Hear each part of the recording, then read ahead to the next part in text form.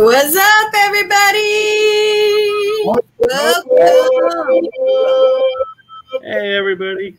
Welcome to Mad G Talking Smack. Woo! Tonight we got Southern Fried Paranormal's Mike Kopf. Yep. I got it! Yes! Nice. And he is a great friend of ours. He went with us to the Myrtles plantation. He's always fun to have on. He's got so much knowledge and so much stuff going on. So it's always fun to have you on. Thank you for joining us. Thank you for having me. Michael. I know. I was looking at my notes to see when I was last on to see if, so I don't repeat. Like, No. So I was like, wow, it was February. So I was like, okay. So, yeah, my first note is going to March and going to Myrtles in the Gothic jail. Yeah, that was awesome. And you've been doing things in between the Gothic jail? We went, so the day before Grace and Myrtles, Annette, Carla, Tony, right? Tony, and that's right. I remember. Yes, we all went and toured the Gothic jail, right? And so that was really cool and a really fun experience. And at the end of the tour, they let you take photos with, like you would in the 1920s style, with the mug shots and everything. Oh, yeah. And so I had them take some on my phone and I sent them to my parents. And my parents were like, these are not the photos we want to see. They're like, what did you do now, Mike? No, I'm just kidding. What's up, honey? And it's kind of cool that, they would, that they looked that good. That they were like, I had to tell them, no, it's not real. You're like, no. These are not real mugshots. But yeah, and that jail, I can tell you, I heard of things a couple of times, and they had heavy rubber flaps start moving on their own. I was like, that's hard to do. Yeah, because they're like the mud flaps, right? Like on the 18-wheelers, and These are heavy. I mean, it was like hard to walk through them ourselves, and I was like, they were like, yeah, it's moving on its own, and we're like, yeah, this is gonna be fun. That's awesome, though. That's awesome. Now, I was talking with George, and I know Deb from Best Friend Paranormal. I had contacted her because we were talking about, I've gone on investigations and the ghosts just won't talk to me. And you see, y'all are seeing stuff, y'all are hearing stuff.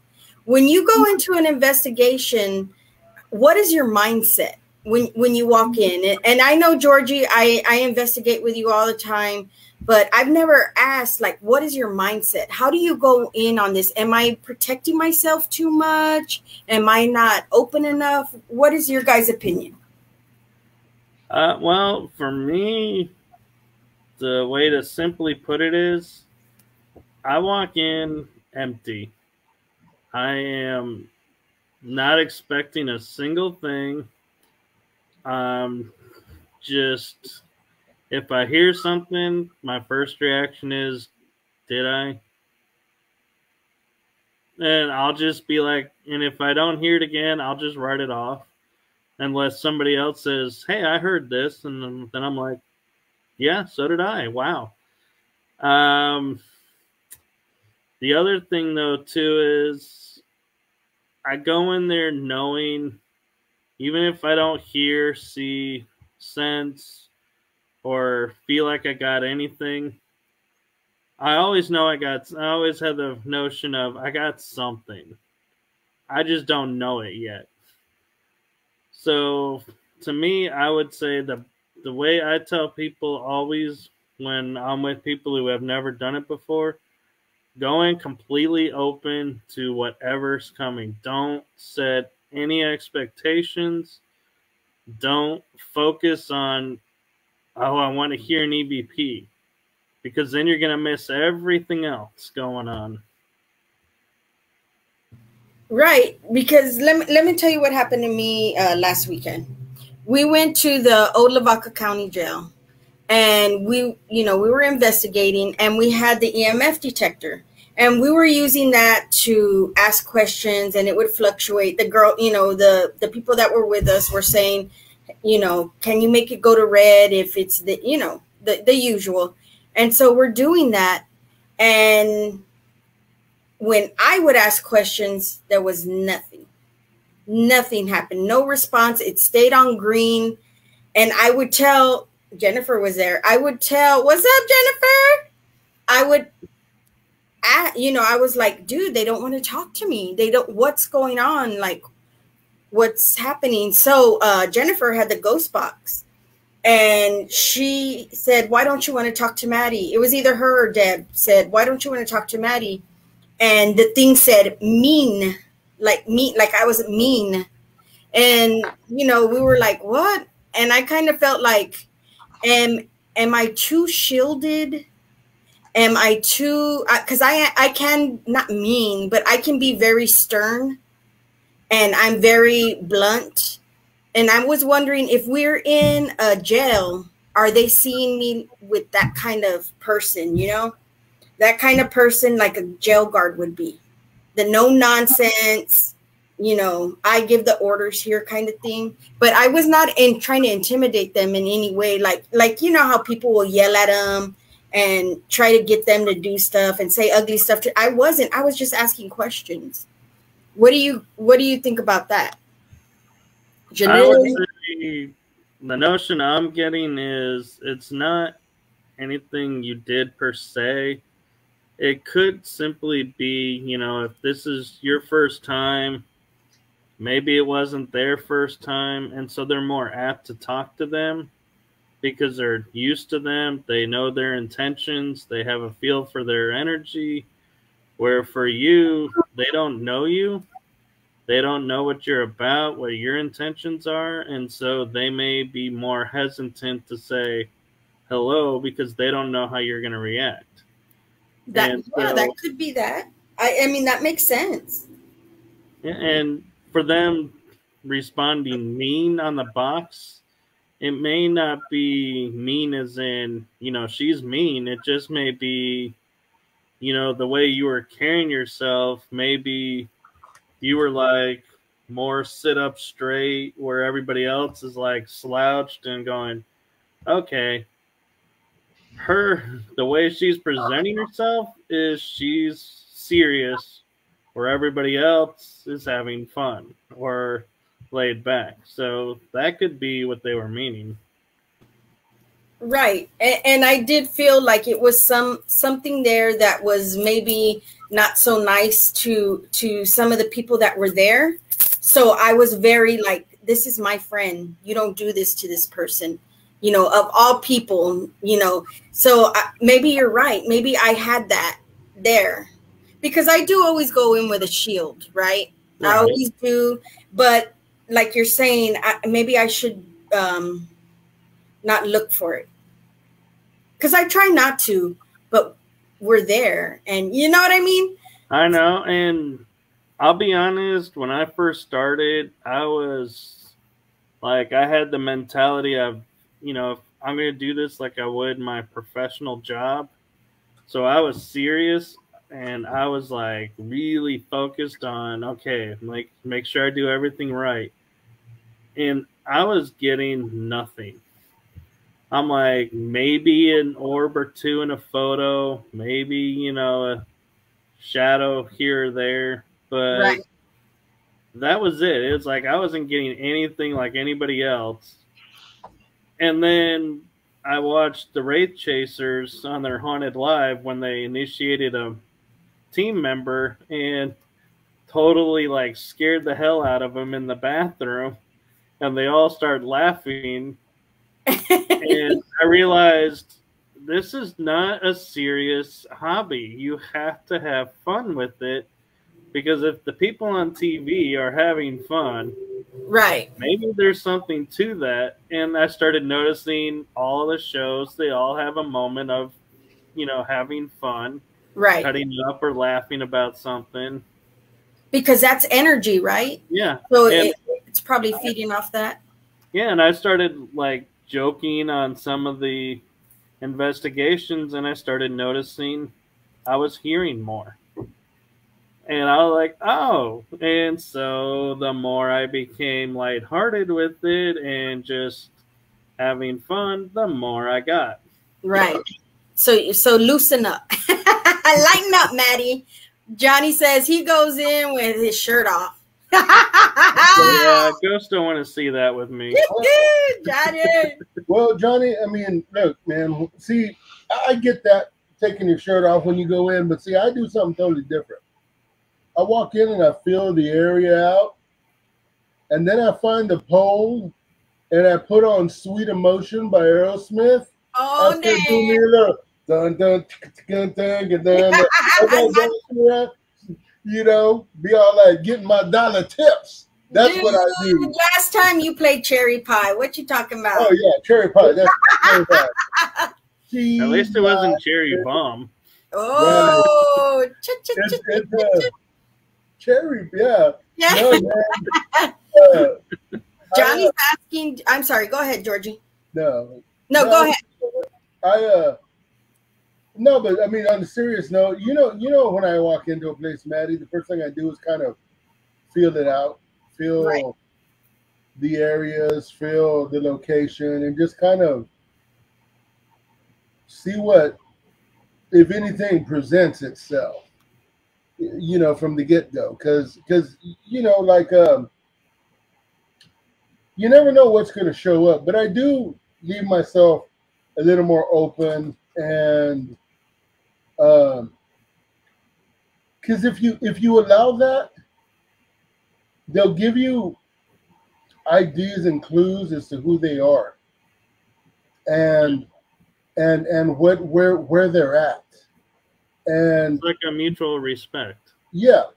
I mean, I don't walk in there going, what's up, bitches? Bring it. Where you at? That's me.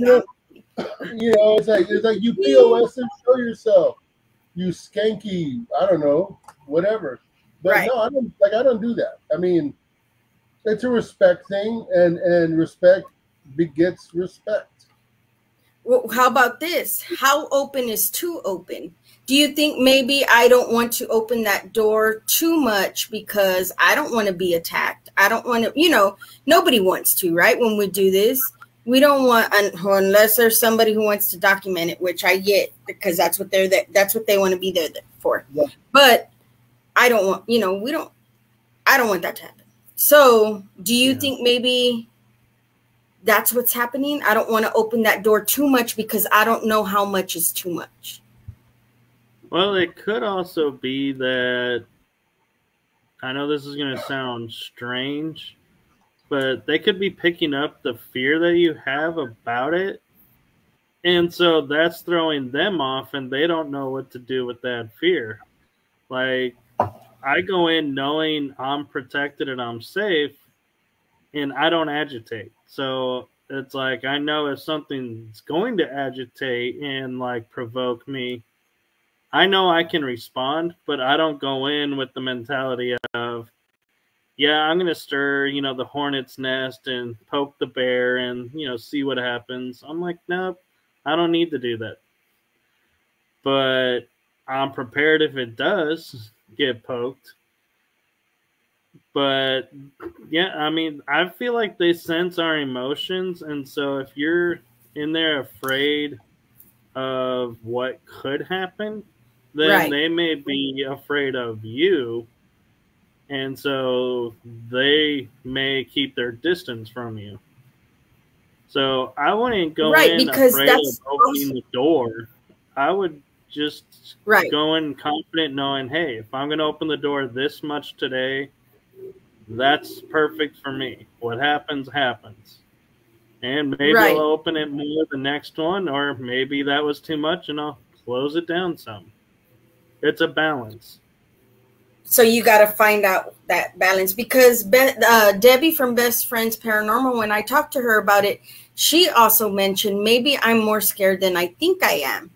And I think once she said that, I started thinking about it. That's where I came up with, well, I don't want to open the door too big for something bad to happen, but I also don't know how much is too big, you know. But Yeah. yes, so hearing this from also you is Before George, I just wanted to add though, Maddie, one thing that I would say is, because like you say, you investigate with George, you trust George, so don't worry about opening the door too much, because if something starts happening, you know George is gonna put it, pull you out of it and help you out with whatever. So don't. It's like, that's why we always investigate with teams and people we trust, because we know as we're opening ourselves up, they got our back. They're gonna help us. So yeah, that's true. That's true. So trust your team. That's true. That's good advice. Yeah. Because when I'm with Georgie, it's no problem. It's no problem. And we get responses and everything, and that makes sense. Annette. Hola, Annette. Hola, Annette. What was up, was that kind of what you were gonna say, George? You know, I kind of sort of, but honestly, now I forgot my answer. Orale. I want to answer Johnny's question. What do you do for protection, Johnny? I usually carry a 357 Magnum. No, I'm playing, man. I'm playing. He's not playing. You know, a lot of it. What I do for protection is I just believe. I believe in my higher power. You know, like when I walk into a situation, Johnny, I already know who's got, who's protecting, and plus, it's like Mike said, you got people there, you got friends that will help you. Like I mean, I'm not going to get into it. It's really harsh, but this last weekend I had a situation where I needed a lot of help, and they came and helped me, man. You know, and it was a scary. I'm not gonna say scary, but it was an intense situation. Intense. Yeah. It wasn't scary. It was intense. But Mel, when you surround yourself with people like that, it's Mel. It's a good thing. I truly believe that. Yes, Johnny, faith, because we talked about that when me and George were discussing it. We talked about that, and I was like, I know, because we were talking about how sometimes things happen to some people and other people don't, those things don't happen. And I was like, well, maybe it's because of the faith. There's lots of faith there. There's lots of faith. I protect myself, cover myself in light. Yes. So, I mean, I strongly believe that, someone's watching over me. But at the same time, I feel like God doesn't want me to open that door too much. I don't know. But when, like Janae's saying, when I read cards, I'm fine. I open the door because I'm not scared. And we've gotten stuff where I'm reading cards and we've actually gotten apparitions on the camera. So it's all coming down to, I need to open up my brain a little more, or open up my doors a little more. I know what I was going to say. I was going to say, maybe you're not scared. Maybe you're excited. And an excited energy is a nervous energy. Yeah, you know it what I can mean? be both. It can be viewed as both. Right. You're excited. You're like, I'm gonna go investigate. And then you walk in and you're like, nothing. What the hell? Right. It could be because you're putting out that nervous energy. And Right. you know, we're like Mike and I, we're some suave mofos. We're, we're paranormal suave mofos. That, gotcha. You know. Welcome, Andrea. Thank you so much for joining us. But maybe that could be it too. Is just because you're excited and excited is nervous, and nervous makes people uncomfortable, or makes entities uncomfortable. Right. Yeah. So maybe that's that's what I was going to say. And all the things that y'all are saying, it could be. That does happen to me when I'm going in an investigation, because as y'all can tell, my brain goes every which way but loose, right? It is loose too. So, I mean, I'm having all these thoughts, all these things happening in my brain at one time, and all of it is what you guys are saying. Yeah. So, I mean, that's double trouble, right? Yeah. But, so, Johnny, what I was showing you when you asked about protection, that's a quince seed. And so a quince seed is a seed that a nun picks and puts in resin in Italy. And I have a friend that sent that to me after I had an incident at Lavaca County Jail, of all places. Ooh, see? It's that joy.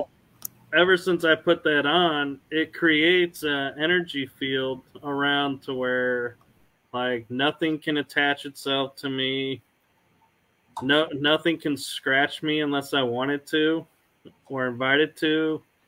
And so it keeps me protected and safe. And so I can go into places knowing, as long as I have that on, that, I can talk to whoever, and if they don't like it, then they're going to leave. And I'm okay with that. But they're not, they can't do any harm to me.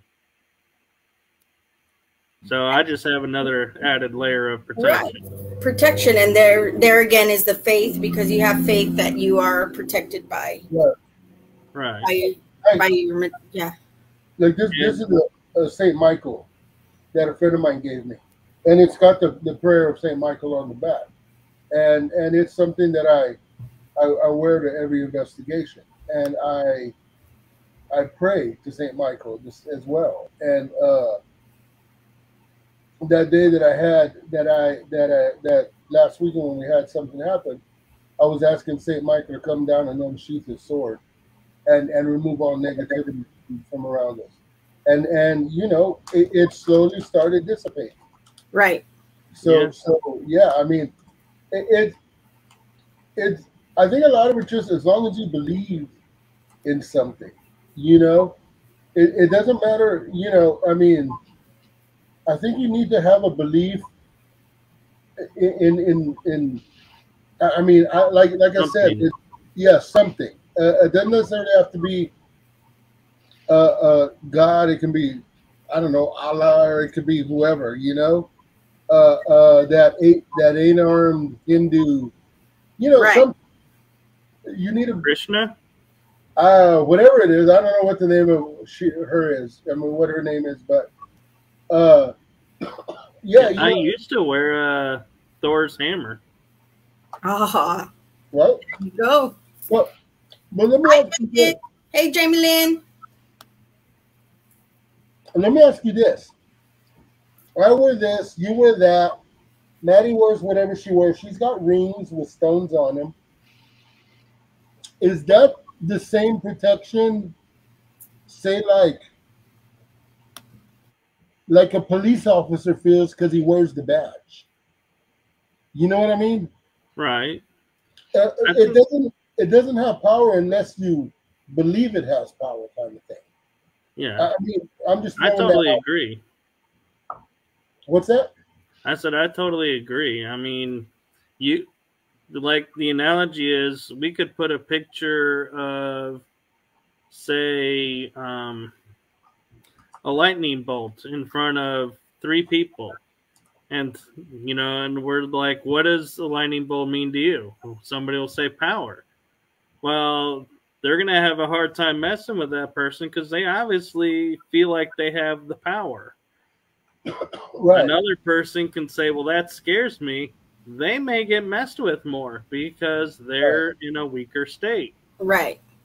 Well, And somebody else can just say, well, it's a cool symbol. And, who knows what that'll mean. But it's all on what you believe the symbol means to you. right. And Go ahead. I'll even go one like, you know Elvis Presley's symbol? The TBC with the lightning bolt? Right. Taking care of business in the flash. For him, it's speed. You know what I mean? Everything's got to be done in a timely manner. It's about moving. It's about constantly dealing with situations, and that's another interpretation of it. Somebody can have. I was just throwing that out there. Yeah. But right. And of lightning, yeah. Hey, Debbie.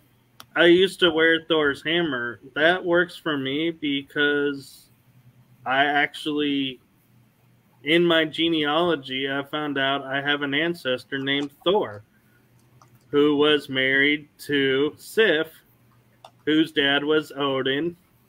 And I was like, this is just too crazy. But all their stories, the stories in the lineage are the same stories. So, you could easily say, well, they were the Norse gods, maybe. Right. Because the Norse, if you know your mythology, they were actually like human beings that were just more attuned and could utilize things, so they were viewed as a god. They weren't like divine beings that came down. They lived with the people. right. David says, wow. David, yes, we want you to come on and talk about your sigils. That would be awesome. And Jamie Lynn says exactly what you guys are saying. I feel you have to believe in your protection. Having crystals, using sprays, jewelry, and saying a prayer does nothing without faith and belief. Right. Right. So let me ask you this. If you believe spray helps too. What was that? I'm sorry? Sage spray can help too. There you go. Let me ask you this on that note. So we're putting belief in something.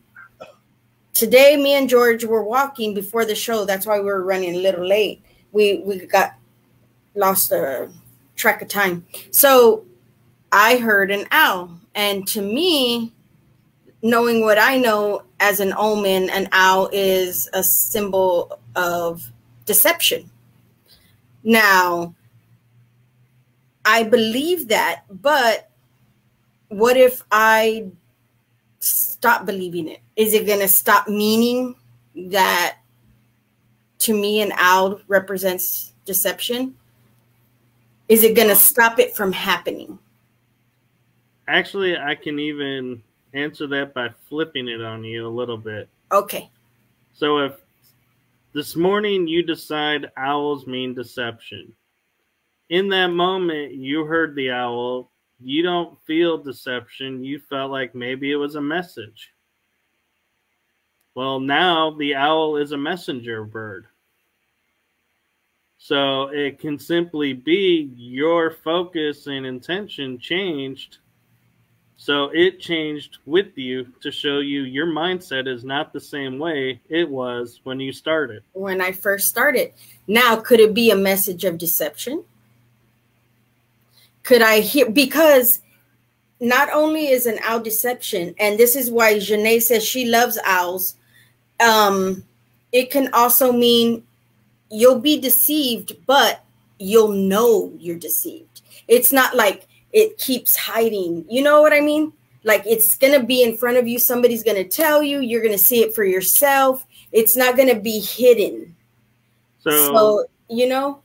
I'm going to answer that with a question to you. Sure. If you, like you're saying, the owl is deception, and so you see the deception coming. Right. What do you call that? Looking for it. You have an awareness of it.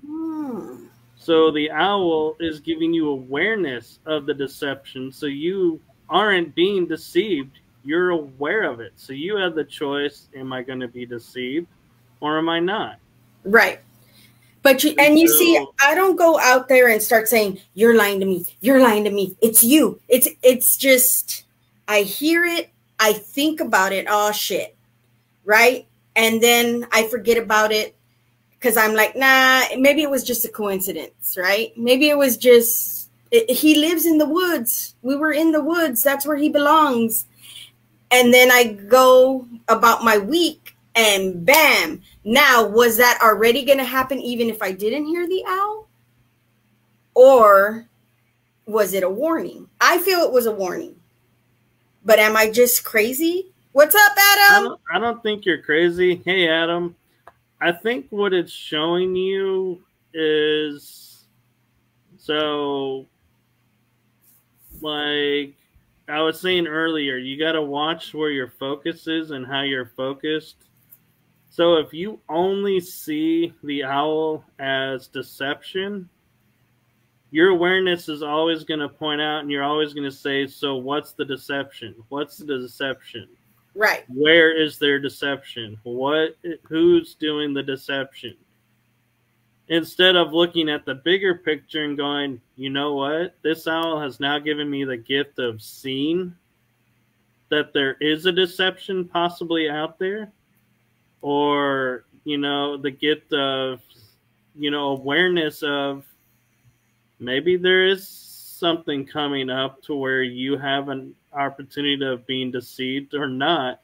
Right. Where because before the warning, you would not have had it. So I don't think it's necessarily warning of deception. I think it's more of a, hey, you're evolving, you're growing. So you don't limit what you can do. Don't limit what I can do. Right. Because be open to, expanding your awareness of it and going, instead of saying, man, where's the deception? Be like, damn, I have awareness of the deception. Right. Coming. How cool is that? Try deceiving me now that I, am aware you're coming.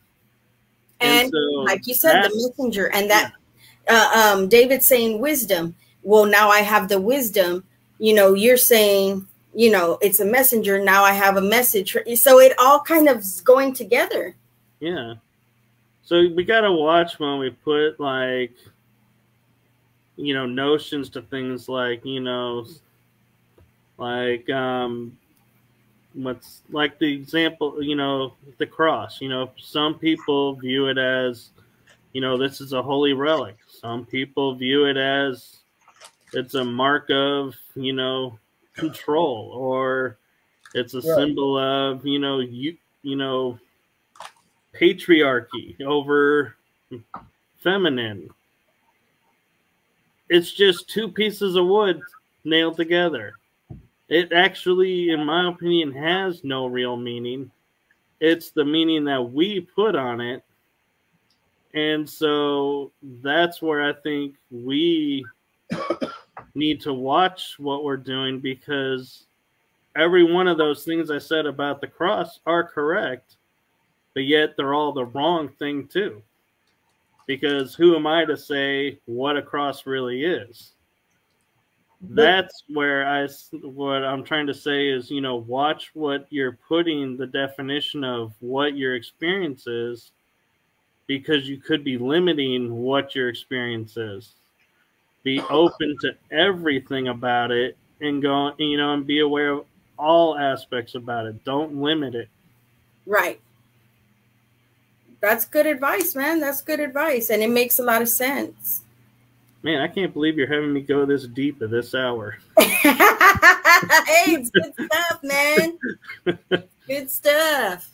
Yeah, I mean, I love it when, people, bring up stuff like that, because it's like stuff we don't think about, that it's like, yeah, we really should take a moment, step back and be like, yeah, I really got to look at what's going on, because there's so much going on that, yeah, well, exactly what you're focusing on is what you're going to bring. And so that's the other thing too, is like, I want to caution you, is if you keep viewing it as deception, you're going to start feeling every time you see an owl or hear an owl, something negative is about to happen. I do. And it's not, and it may not, but you're putting that out there. Sure.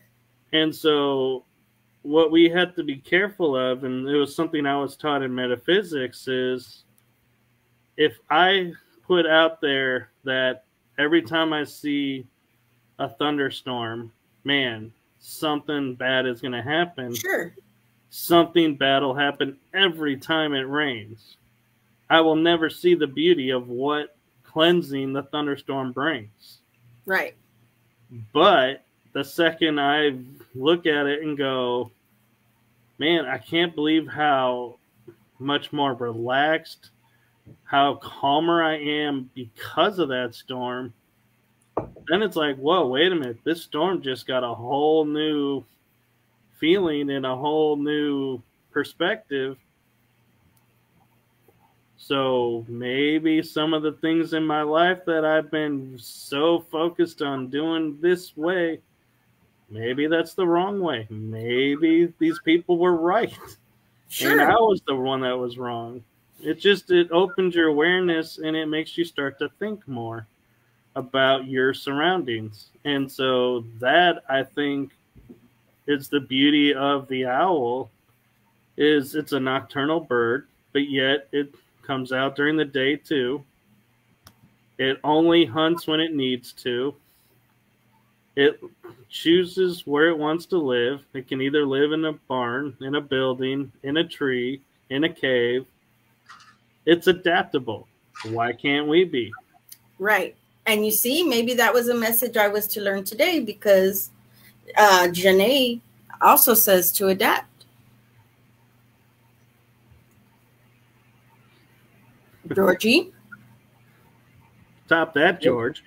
No, look at me. I will tell you this. I think all owls are the choosers. I think they're all witches. They're all witches. No, I'm playing. I don't believe that. I told you, George, not to tell that secret I told you. When we were at the investigation this last weekend, everybody else slept inside, but I slept in my van. I ran a power cord out to my van and turned the fan on, and I was asleep in my van, and I was comfortable as comfortable can be. And then the rain started. The rain came, and it was like, it was cool. It was it felt good. It felt wonderful. It felt like there was just a new, you know what I mean? That right. Like Michael was saying, the feeling of cleansing. Right. And I lay there, I was under the blanket, and I was just like, man, there's really no place else I'd rather be right now than laying down in my van, listening to the rain hit the roof, and you know, watching the lightning. And it was just a very calming, very peaceful, right, experience. And but I feel like after the experience that was going on before, right, you needed that cleansing and you felt refreshed, just like Michael, you know, Michael was saying. And I think we had talked about that on the way home. And yes, you're right, Jamie Lynn. If I believe, you know, or if anybody believes every animal, reptile has a symbol, you're going to get confused. Actually, I have something on this, because I am a firm believer in the animal totems. Right. I have my own animal totems. It's not that you're focused on every animal and that you are hearing every animal. It's you are being drawn to an animal you don't normally hear, or you're experiencing something that just doesn't feel normal. So like for you, the owl, hooting. It's not, yeah, there are owls all the time outside. Right. That just felt different to you. That's why you pay attention to the animal. We're not saying pay attention to the crickets, to the beetles walking around, the ants, and Right. everything. It's something out of place. Draws you. That's what you got to focus on. So when you're in nature, if you're all of a sudden hearing, say, a woodpecker that may be like a half a mile down the road, and yes, it's amazing you can hear it, there's a reason you're hearing that and what that may mean. That's what we're focusing on. We're not focusing on the fact that, yes, we're listening and we're opening to hearing everything around us. It's the uniqueness of it. Right. Because if one time I was driving my kids to school and I saw 2 coyotes. Who the hell sees a coyote on the side of the road? And they were just laying there. They weren't dead, or they, if it was roadkill, okay. But they were just sitting there, and I was all like, God dog it. That's trickery, right? But let me tell y'all, I forget I saw, I wanted to bring it up, so I remembered about the owl. I forget that I saw those damn coyotes, go about my business. I'm not thinking, oh, someone's going to trick me, like I was expressing earlier. It just happens to happen. And I'm not looking for it. But was I looking for it in the first place? Is that what you guys are relaying to me? I think no. I think so. A way I can share it to you is like this. So I was driving down a 6-lane highway with the median. And in the middle of the median was a wolf. And the speed limit is 75 miles an hour, posted. So you're doing 80. You're able to see this wolf. How many people do you feel like actually saw that wolf in that median? Right. Probably maybe 3, 4. Those are the people that were meant to see it. They had the awareness to look, to say, wow, there's a wolf. Right. Hence, the owl is awareness of your surroundings. So the fact you saw the coyotes is you're just open and aware of what's around you. And, you take the time and go, wow, there's a couple coyotes. I'm willing to bet nobody else in the car probably saw the coyotes. No. And if I think we've gone out to George's land and I see, there's deer, but these deer are just, we're looking at nothing. And then there's this deer and I'm like, oh, we need to, I told you, be more gentle. We need to approach things with more gentleness and this and that. And it's just like things that I don't see damn turkeys. We see turkeys and I'm like, what the hell, a turkey? Yeah. And, that symbol of a gift. And sure enough, those things happen because, again, we forget about it. Yeah. And sometimes, there may not be a message attached. It's just the universe reminding you that, hey, you are aware enough that when I send this, you see it, where everybody else doesn't. Right. So one way that may shed a little bit of more clarity to it is, so I had a kind of metaphysical teacher, so to speak, who was channeling, and the person that was coming through put down and said, so if a UFO was to come down, hover over the parking lot outside, everybody walks outside, 3 people see the UFO, and there's 10 people there. Why didn't the other 7? Because in their beliefs, UFOs aren't real, so they don't see it. They can't see it. The 3 people that believe that maybe UFOs are real, could be possible, or believe, yes, they're real, see it. They have the awareness of it and the awareness to believe what they may be seeing, even though, you know, it's so far-fetched, they believe in themselves enough to say, yeah, this could totally be real. We're having an experience. Right. So that's why sometimes when like animals appear, we all could be standing out saying George's Field and you go, there's a deer.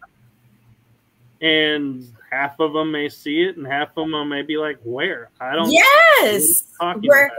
and I think George didn't see it. He was like, where, you know, and What's and that? like I said, I know that's his place. He, you know, they belong in whatever. Yeah. But also, like you're saying, it comes out of nowhere. And I don't see turkeys every day. The only time I see turkey on Thanksgiving.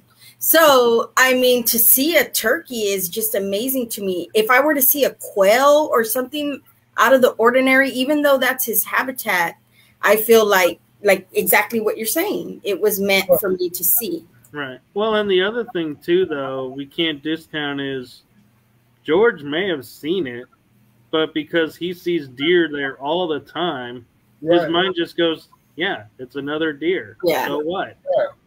And it's not meaning, you know, so what, there's a deer. It's just his mind goes, yeah, we see him all the time. Yeah. I get it. It doesn't have the same meaning to you because it's a normal occurrence to him. Right. Now, if the deer was, say, a 24-pointer, you know, then I'm sure George is going to stop and say, oh, my God, look at that deer. Because you don't see that very often. And it's funny you mention that because I think I told you, Maddie, I'm like, it began with some bitch, man. Some bitch, Maddie. You should have seen the deers that I saw. Did I tell you about those 5 deer, Maddie? That I saw? No. These when you cuss at the beginning, you know it's going to be good. You know, these motherfuckers were the biggest deer I have ever seen out there. And I'm serious when I say this. I have never seen 5 deer bigger than these deers that I saw. These racks were huge. I would be willing to say they were trophy. They were trophy deers. And it's that kind of thing where I can see deer all day long, but I can also differentiate. Yeah, like Michael, yeah. Yeah. That's a doe. Those are off limits. These are, then it's like some bitch. Look at these beautiful beasts, you know? Yeah. And so it's also that. And it also doesn't mean George doesn't see the beauty in the deer. It's just, you know, it's like, yeah, I see it all the time. I'm grateful for it all the time, and I appreciate it all the time. It just isn't like as special as it is to you. Right. Because unless it's something you don't see all the time. Right. And I mean, there's been times when me and Georgie are driving and I have to slam on the brakes because you remember that time, George? And there was this big ass deer and he sashayed. He was like, if he was walking on the runway and he looked at us and then he just kept going. And I'm there like, oh my God, like we almost hit a deer and, you know. They got so close that her mirror slapped it on the ass. Love time, you know? That was just craziness. And this was it wasn't in the country. It wasn't at his land. It was just on a road coming back from Floresville to San Antonio. So it was nuts. But I wanted to show you this one real quick, guys, before we go on. Last week, a cottonmouth came on my kayak. They're not native to my state. It was a warning for sure. Next day, had to cut ties with someone that was taking advantage of me. So I would say the cottonmouth may not have actually been there. It was your guides presenting something to you in a way that you would understand it. And so, you know, not being there, I can't attest to whether or not the snake was there. But to me, it rings more of like, how do we get his attention? Let's put a snake there. What happens? Okay, so you knew something was coming, and yes, you had to cut ties with someone who was quote unquote venomous to you and was biting and poisoning you. Right. So that is what I refer to those as when those happen to me is like a message from your guide saying, hey, you need to take care of this situation because it can change. Right. And you need to make it go worse. So you need to act now. They're trying to get your attention because, like you said, it's not native. So how could it have gotten there? Right. That's awesome and crazy at the same time. She also, like I said, it could have been there. I don't know. I wasn't there, so. But what if it wasn't? It wasn't there. But what if it wasn't, and it was just your spirit guide or whoever telling you? Every November around. I missed it. Time of my papa's passing, I see a white stag on our family's property, and that's another way that I think it's just your papa coming and saying hello, and he's glad you guys are still there. And to be white, where you don't see that every day, and it's just a gentle animal and coming out of who knows where. It's just awesome, right? And that's another way. Like people believe butterflies, people believe bird, cardinals. So. I mean, they have their ways. Yeah, and I mean, you also have to look at the situation of what's going on when you're experiencing these. Like you said, it's always around early November, around the time of his passing. So I was getting the feeling of, because the white stag comes out, makes itself appear, so everybody sees him and then disappears. It's just his way of letting you know, yeah, I'm here. I'm just coming to check on you guys. I'm still around, still care, and then moves on. That's cool. Just to let you know. Jeanette, so you have a picture of the snake, so that's cool. I probably would have too. Ooh, girl, snakes. Yeah. Especially, what was it? A water moccasin? Those things. Cottonmouth. A cottonmouth. Okay. Cottonmouths are. I mean, they're hella poisonous. Yeah. Cottonmouths are vipers, I believe. Yeah, they're almost one of those one bite you're done kind of snakes. Right. So the fact that it got that close, I don't know if it didn't strike. That's the impressive thing. It didn't strike. Thank God. Yeah, that's why I think it was a message, not a snake coming to just do what a snake does. Yeah. I mean, because what is the story? The scorpion and the turtle, or was it? Or I forget. Or the frog. I think it's scorpion and a frog, and the frog swims the scorpion across and stings it. And he yells at the scorpion, "Why did you sting me? I saved your life." And he's like, "I'm sorry. It's what I do. Natural reaction." Yeah, it's what I do. Yeah. Or you could be like the little redbird that didn't fly south for the winter, was stuck in the snow, thinking it couldn't get worse, and then a cow crapped on it. And then it thought, God, that's all I needed was this. But the crap was warm and it started moving its wings, and it was warm, and it was like, wow, this is not bad. He starts singing, a wolf comes up, snatches it out of the crap, cleans it off and eats it. You know what the moral of the story is? If it's nice and warm where you at, just shut the hell up.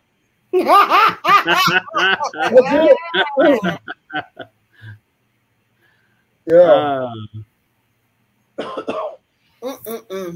Well, what do y'all have coming up, Michael, before we go shove off? So, Southern Fried Spirits, some of us are going this Saturday to the Bowers Mansion to spend the night and investigate there. And so that'll be exciting because it's my first time. So I can tell you absolutely nothing about this place except for the claims that have been had, but I'm interested to go and challenge some of the claims because to me they're too neatly in a bow, and so I always question when that happens. Right. And when there's stories don't line up, like there's little oddities, I'm like, ooh, I want to poke that oddity. Let's go and see more about that. What's going on with that part? That's good because you want to try to debunk it, right? You want to try to debunk it, and if you can't, then we go from there. Well, yeah, and also because being a history major, I know every myth, legend, story, claim always has some truth in it versus what's been embellished to make it more appealing. So I always like to try and nitpick and see, okay, so did this really happen this way? Or, is the story just slightly off and it's like, okay, now we're getting somewhere. Right. This is what's really going on. Kind of like telephone, where it changes a little. Yeah. Yeah, and so that's what I like, and unraveling the history and finding out what really did take place versus, maybe the man did kill his wife and go visit, somebody. Right. Well, but what we're missing is, and I hate to say it because I know it's so cliches, but maybe the wife did something that nobody knows about. Yeah. And he drove him over the edge, and it was all accidental, and that's why it played out the way it played out. Right. Or, maybe he did something he couldn't live with and played out the way he played out. That's what I mean by there's pieces of the stories that don't add up because we don't have a full picture. Yeah. So I don't ever discount claims, but I always like to get the what led up to and what happened after the claim to paint a more full picture to go, okay, yeah, this definitely. Like, one example is I just went this past weekend to Granbury in Acton and visited Davy Crockett's grandson's grave and his wife's grave. And the one question I asked of Davy Crockett's grandson is, what do you think about the claims that your grandfather didn't die at the Alamo? And it's like, and I was like, how does that make you feel that they're claiming that? And then my question to his wife was, what was life like living here in Texas at that time? What was it like at the Alamo? And it's like, because that's something people never think about is, how is the fact that history now is questioning whether he died there or not affecting the family? And vice versa. What did Elizabeth ever visit the Alamo? Did Davy ever bring her? Or was she always on, one place and the other and waiting for him? Right. And so that's the picture that paints to where, well, if the grandson's like, yeah, it was really great, growing up with Grandpa, he didn't die at the Alamo. Right. Whereas, and also if Elizabeth's like, well, the Alamo was real dirty, dingy, this or that, then, the one Cannon guy was not the only one that's wife was at the Alamo. Right. Yeah. So it starts painting a picture of, okay, so what was life like? Why did they do this? What, impact did it have? And that's a true picture of history that I think we're losing because everyone just swallows a narrative and goes, okay, this is it. And it's like, no, we can't just swallow a narrative. We got to understand the narrative. Right. No, that's true. Well, thank you, Michael, for coming on. It's always fun. It's always great to talk to you. You always have an interesting conversation, my friend. Thank you for coming on. I appreciate you. Yeah. And thank you, everybody, for watching. Yes. If I can I plug a couple of other things? Oh, yes. Go for it. Yeah. So, one of my podcast shows, The Energy That Surrounds Us, we are in June going to be taking some investigations we've done and devoting entire episodes to them. Yeah. What techniques did we use? Why did we use those? So we feel like that'll be an interesting twist. And we'll have guest speakers on that were a part of those investigations. And my other podcast show, Paranormal Versus, I have now launched on Spotify, iHeart, Google Podcast. So we're expanding our horizons and our listening base. So that's so cool. That's great. Congratulations. In September, I will be at the New Orleans Fear Fest 2023 as a guest speaker. It's a 3-day Paracon. My first speaking appearance. Awesome! So super excited about that. So definitely things are coming up and so much is going on. Yes, they're going to love you, man. They're going to love you. I know. I'm so excited to get to go back to New Orleans and investigate. Yes. Be careful with them voodoo dolls. No, I'm just kidding. Hey, I like that voodoo that you do. So well. No, hopefully we'll get together again and investigate again. Yes, we wanna try to make it out to that Parapalooza. So yeah, unfortunately, that's the weekend of my New Orleans Fear Fest. Shoot. So the team will be there, but I will be in New Orleans. Well, we'll do something so we can all be together again because that was fun. We really had a great time. I might try and, if I can find Wi-Fi, I might like pop in and be like, "Hey y'all," yes, hey y'all over at Parapalooza. See if we can't cross communicate. Yes. Let's do it. Yeah, absolutely. Well, good night, everybody. We love you. Thanks for watching. Thanks again, Mike. Good night. Good night, everyone. Eddie. What's up? What about tomorrow? How dare I? How dare I? Go ahead, Georgie. Hit it. Yeah. You go. Tomorrow night at 10 o'clock, we will have Paranormal Putas in the house. Georgie set it all up. You guys hopefully will watch, be there or be square. I'm just playing. Please watch. And it's going to be the Paranormal Putas, 10 o'clock tomorrow, Central Standard Time. So we hope you will be there watching. Until then, love, peace, and chicken grease. Positive vibes, everybody. Have fun, everybody. Yeah. Yeah.